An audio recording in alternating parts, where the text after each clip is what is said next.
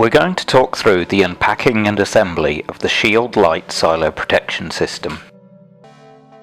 We recommend users print out a copy of the full manual for their reference, as this provides in-depth information. Carefully open the box. Inside, you will find the Quick Start guide on the top, which you will need to refer to for wiring, so put this to one side. Then remove the display panel and put that aside. Remove the packaging. Then undo the knobs holding the mounting flange in place. Put these aside and remove the flange and take the gasket off. The mounting flange will be welded to the silo top, like so, with the gasket on top. Remove the PRV weather cover and the panel weather shield, and put them both aside. Remove the final bits of cardboard packaging, and finally remove the shield PRV unit. Now we have the mounting flange and PRV at the top of the silo. Take note of the positioning information in the manual to ensure correct placement of the system. For example, not too close to the edge or to the fill point. Pay attention to the orientation of the holes on the flange to ensure that when the PRV is mounted, the control box remains easily accessible. For this installation, we will be using the optional high-level pod, which is delivered in a separate box. This allows for the high-level alarm to be mounted in the same process connection, reducing the silo top footprint. It has a quick release coupling for attaching the level probe. The units are assembled on top of each other like so, and then bolted together. All of the necessary bolts are provided with the system. Note that there are a number of different hole patterns on the flange. These align with all the most popular PRV model bolt holes to make retrofitting easier. Before wiring the PRV, mount the panel and its weather shield near the fill point. These use the same locating holes, so when the cover is off the panel, it can be attached through the weather shield. For this demonstration, we will place it on the floor. The final component is the high-level probe. The DP150 vibrating probe features a long cable so it can hang down inside the silo. This is mounted through the port via the upstand pod's quick release coupling. The coupling is unscrewed, the probe put through,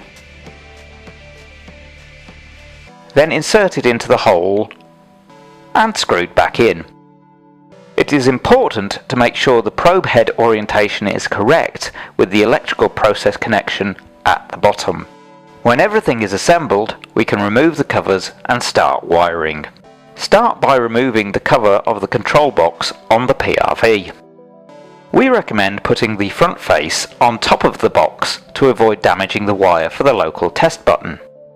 The pressure sensor and the PRV proximity switch are already pre-wired. All that needs to be wired on top of the silo is the connection to the panel at the base of the silo and the high-level probe, which we will show you now. You may also want filtration wiring, which we will come on to later. Remove the level probe's cover. Please note, use screened cable as shown here. Wire the level probe with a 5-core screened cable. We have covered the extra core with a black heat shrink to prevent contact with any metal. The high-level alarm is linked to TB7. This is the factory default for a single level probe installation. Insert the cable through the connection port. Wire the supply. Terminal 1 is plus 24 volts with a link wire from terminal 1 to the common. Then wire terminal 2, which is 0 volts. Then the switch wire, number 3, connects to NC normally closed next to the link. Wires 4 and 5 are the ground level test. 4 goes to the left-hand GLT terminal and number 5 to the right. Connect the electrical shielding cable to the earth point. This only needs to be done on the probe. Put the cover back on and move on to the PRV control box. The level probe will be wired to TB7. insert the 5-core cable through the third grommet. Note that the correct wiring sequence is visible on the PCB. Follow this to wire the probe correctly. Cable 1 to terminal 1, 2 to 2, 3 to 3, 4 to 4, and 5 to 5. The screen wire is no longer used, so it can be coiled up or cut off. This completes the wiring of the high-level switch.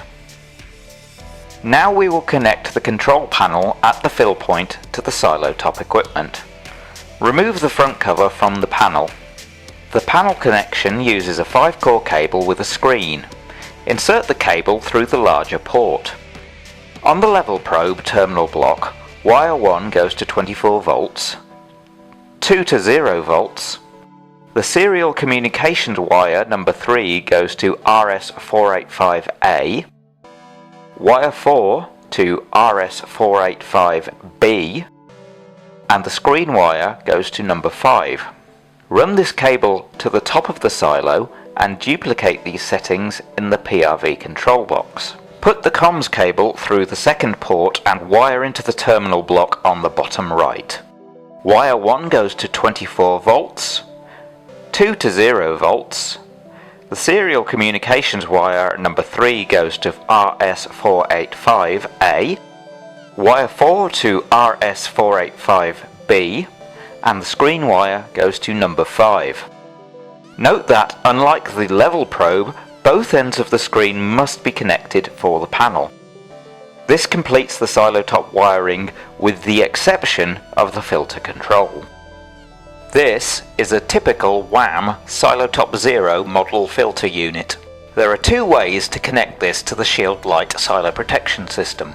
Option 1 is to switch the filter on and off via the power connection with the filter setting set to sequence automatically on power up. Connect the power 0 to 24 volts to terminal block S1 and link across S2 as shown in this diagram. Alternatively, if the power supply for the filter is 110 to 240 volts AC, please use the filter control unit part number SPS-AC filter control shown here and use this wiring diagram. Connect the air supply to the regulator. Use a 6mm standard push-fit airline connection. USA orders will come with a 1/4-inch adapter. Install the normally closed butterfly valve at the fill point and connect the airline as shown. We will now demonstrate the wiring of the new feedback feature for the SHIELD Lite inlet valve. With the valve installed on the inlet pipe, first remove the weatherproof cover. We have pre-wired the solenoid valve into the back of the two spare terminals numbers 7 and 8 on the end. For the connection to the SHIELD Lite panel, a 7-core cable is used. Feed the 7-core cable through the gland. Connect core 1 for the solenoid valve into terminal 8. This is the feed valve output. Connect core 2, which is plus 24 volts, to terminal 7. These are the feed for the fill valve that connects to TB5 on the panel. Next is the TB2 connections. Connect core 5 to terminal 5 for plus 24 volts and core 3 to terminal 4 for output.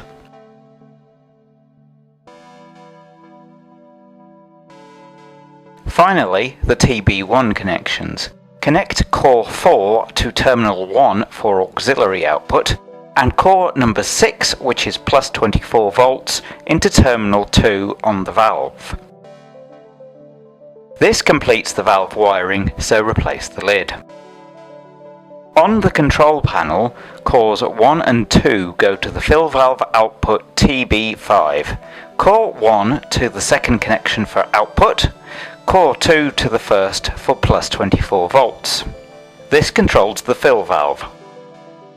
Cores 3 and 5 connect to auxiliary output TB2, which tells the system when the valve is open.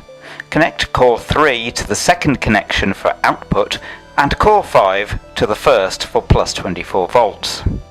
Finally, cores 4 and 6 connect to auxiliary output TB1, which tells the system when the valve is closed. Connect core 4 to the second connection for output and core 6 to the first for plus 24 volts. This completes the wiring for the inlet valve feedback. Connect the mains power in the left-hand port. ACL live and ACN neutral are clearly marked on the power block. Connect these and connect the earth to TB3. This completes the wiring. Reattach the panel face.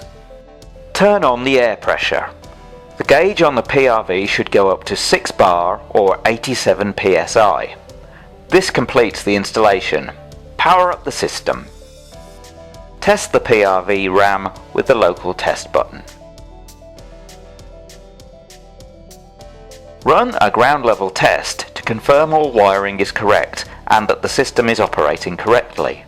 The test should pass and the inlet valve should open. This confirms a successful installation. Put the weather shield onto the PRV. On each of the 3 fixing bolts, use a rubber washer, then a metal washer, then the quick release knob. Congratulations, you have now successfully installed your SHIELD Lite silo protection system.